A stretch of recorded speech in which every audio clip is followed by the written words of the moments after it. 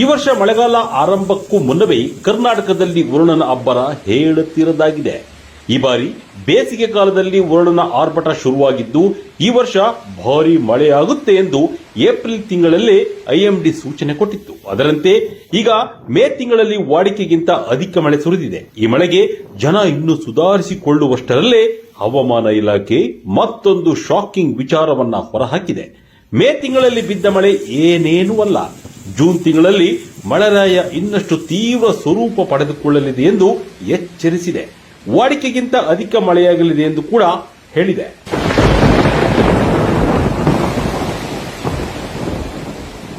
ಹೌದು, ಈ ವರ್ಷ ಉತ್ತಮ ಮುಂಗಾರು ಮಳೆ ಸುರಿಯಲಿದೆ ಎಂದು ಐಎಂಡಿ ಭವಿಷ್ಯ ನುಡಿದಿದೆ.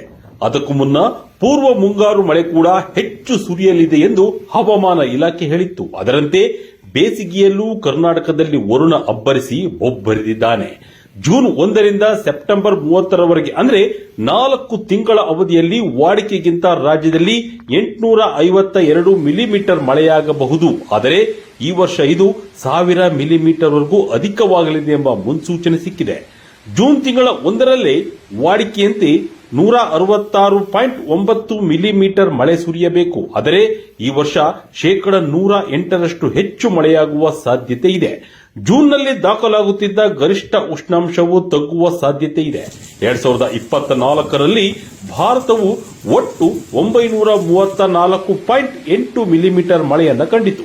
ಕಳೆದ ಬಾರಿಗಿಂತ ಈ ವರ್ಷ 108ರಷ್ಟು ಮಳೆಯಾಗುವ ಸಾಧ್ಯತೆಗಳಿದೆ. 2023ರಲ್ಲಿ 820 ಮಿಲಿಮೀಟರ್, 2022ರಲ್ಲಿ 925 ಮಿಲಿಮೀಟರ್, 2021ರಲ್ಲಿ 870 ಮಿಲಿಮೀಟರ್ ಹಾಗೂ 2020ರಲ್ಲಿ 958 ಮಿಲಿಮೀಟರ್ ಮಳೆಯಾಗಿದೆ. ಈ ವರ್ಷ ಅವಧಿಗಿಂತ ಮುನ್ನವೇ ಮುಂಗಾರು ಕರ್ನಾಟಕಕ್ಕೆ ಎಂಟ್ರಿ ಕೊಟ್ಟ ಹಿನ್ನೆಲೆ ರಾಜ್ಯದಲ್ಲಿ ಭಾರೀ ಮಳೆಯಾಗುತ್ತಿದೆ. 16 ವರ್ಷದ ಬಳಿಕ ಮೊದಲ ಬಾರಿಗೆ ಅವಧಿಗೂ ಮುನ್ನ ಮುಂಗಾರು ರಾಜ್ಯಕ್ಕೆ ಧಾವಿಸಿದೆ.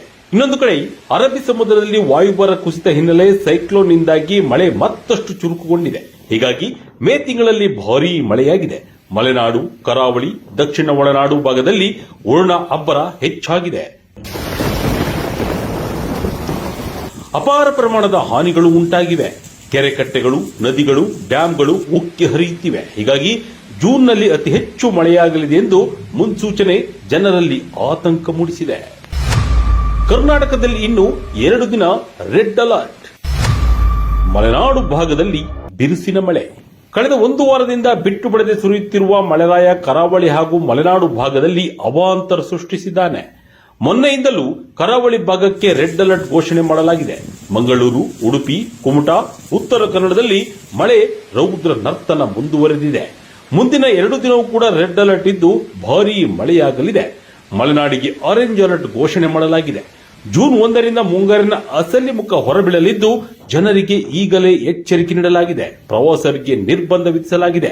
ಮೀನುಗಾರರಿಗೆ ಸಮುದ್ರಕ್ಕಿಳಿಯದಂತೆ ಎಚ್ಚರಿಕೆ ನೀಡಿದೆ. ನದಿ ತೀರದ ಜನರು ಸುರಕ್ಷಿತ ಸ್ಥಳಕ್ಕೆ ತೆರಳುವಂತೆ ಸೂಚಿಸಲಾಗಿದೆ.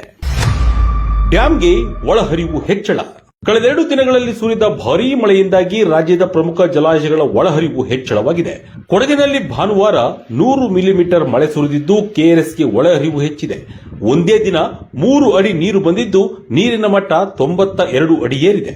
ಒಳಹರಿವು 19,129 ಕ್ಯೂಸೆಕ್ ಇದ್ದು ಅಣೆಕಟ್ಟಿನಲ್ಲಿ 8.784 ಟಿಎಂಸಿ ಅಡಿಯಷ್ಟು ನೀರಿನ ಸಂಗ್ರಹವಿದೆ. ಮೇ ಅಂತ್ಯದಲ್ಲಿ ಜಲಾಶಯಕ್ಕೆ ಈ ಪ್ರಮಾಣದ ಒಳಹರಿವು ದಾಖಲಾಗಿರುತ್ತಿರುವುದು ಅಪರೂಪ ಎನಿಸಿದೆ. ಹಾರಂಗಿ ಜಲಾಶಯದ ನೀರಿನ ಮಟ್ಟ ಕೂಡ ಒಂದೇ ದಿನಕ್ಕೆ 3 ಅಡಿಗಳಷ್ಟು ಹೆಚ್ಚಾಗಿದೆ. 2858 ಅಡಿ ಎತ್ತರದ ಜಲಾಶಯದಲ್ಲಿ 2834.45 ಅಡಿ ನೀರು ಸಂಗ್ರಹವಾಗಿದೆ.